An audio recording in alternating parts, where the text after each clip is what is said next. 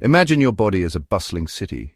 Organs work like essential services, blood vessels are like busy streets, and your immune system acts as the police force, keeping everything running smoothly. Now picture Ebola virus as an aggressive invader, wreaking havoc on this intricate system. Ebola is not your average cold or flu, it's a far more formidable foe. It belongs to a family of viruses known as filoviruses, notorious for causing severe hemorrhagic fever.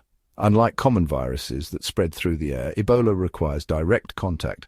This means you can only contract Ebola through direct contact with the bodily fluids of an infected person or animal, such as blood, vomit, or saliva. Additionally, contact with contaminated objects like needles or soiled clothing can also transmit the virus. The virus, once inside the body, begins its assault. Unlike the common cold virus that primarily affects the respiratory system, Ebola targets multiple organs, including the liver, kidneys, and circulatory system.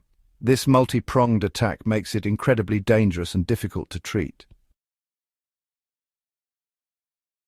Ebola's mode of transmission sets it apart from many common viruses. While influenza, for instance, can spread through respiratory droplets released when an infected person coughs or sneezes, Ebola requires a more direct route. This direct contact involves the transfer of bodily fluids from an infected person to a healthy individual. These fluids include blood, vomit, diarrhea, saliva, sweat, tears, breast milk, urine, and semen. The virus enters the body through broken skin or mucous membranes, such as those in the eyes, nose, or mouth. Furthermore, Ebola can also spread through contact with surfaces and materials contaminated with these infected fluids. This includes items like bedding, clothing, medical equipment, or even surfaces in a healthcare setting. It's important to note that a person infected with Ebola is not contagious until they start showing symptoms. However, the virus can persist in certain bodily fluids like semen for several months after recovery, necessitating safe sex practices to prevent sexual transmission. The need for direct contact to spread Ebola might seem like a limiting factor, but it's essential to understand that this direct contact can occur in various ways, especially in regions with limited healthcare infrastructure and certain cultural practices. The initial symptoms of Ebola can be easily mistaken for other illnesses, often resembling a severe case of the flu. Patients experience fever, headache, muscle pain, fatigue, sore throat, and weakness. These symptoms typically appear within 2 to 21 days of exposure to the virus. As the disease progresses, the symptoms become more severe and life-threatening. Diarrhea and vomiting set in, leading to severe dehydration. Some patients develop a rash, red eyes, hiccups, and internal and external bleeding. The virus attacks the body's ability to regulate blood clotting, leading to internal bleeding and organ failure. This is where the term hemorrhagic fever originates. Patients may bleed from their gums, nose, and even seemingly insignificant wounds. Without prompt medical attention, Ebola can quickly overwhelm the body's defenses, leading to multi-organ failure, shock, and ultimately death. The speed at which the virus progresses and the severity of its symptoms make Ebola a frightening and deadly disease. A global threat. Ebola virus disease has a high mortality rate, ranging from 25% to 90% in past outbreaks, according to the World Health Organization. This makes it one of the deadliest infectious diseases known to humankind.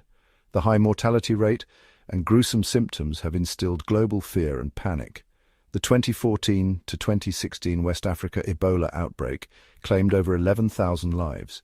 It highlighted challenges in controlling Ebola, especially in resource-limited settings. Weak healthcare systems and cultural practices contributed to the virus's rapid spread. The fear is not unfounded, but the virus is not easily transmitted. With proper infection control, the risk of transmission can be significantly reduced. Battling the outbreak, prevention, treatment, and hope. Despite the severity of Ebola, there is hope. Significant strides have been made in developing effective vaccines and treatments, and public health efforts are continuously improving to prevent and control outbreaks. Prevention remains the first line of defense. Simple measures, such as frequent hand washing with soap and water, avoiding contact with bodily fluids of infected individuals, and using personal protective equipment like gloves and masks in healthcare settings, can drastically reduce the risk of transmission. In recent years, 2 Ebola vaccines have been developed and proven to be highly effective in preventing the disease.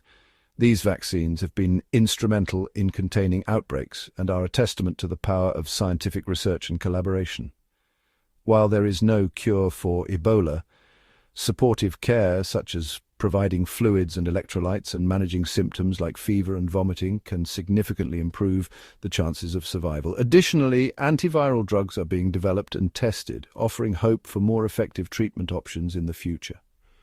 The fight against Ebola is ongoing, but we are not powerless. With continued research, vigilance, and collaborative global efforts, we can effectively combat this deadly disease and protect global health.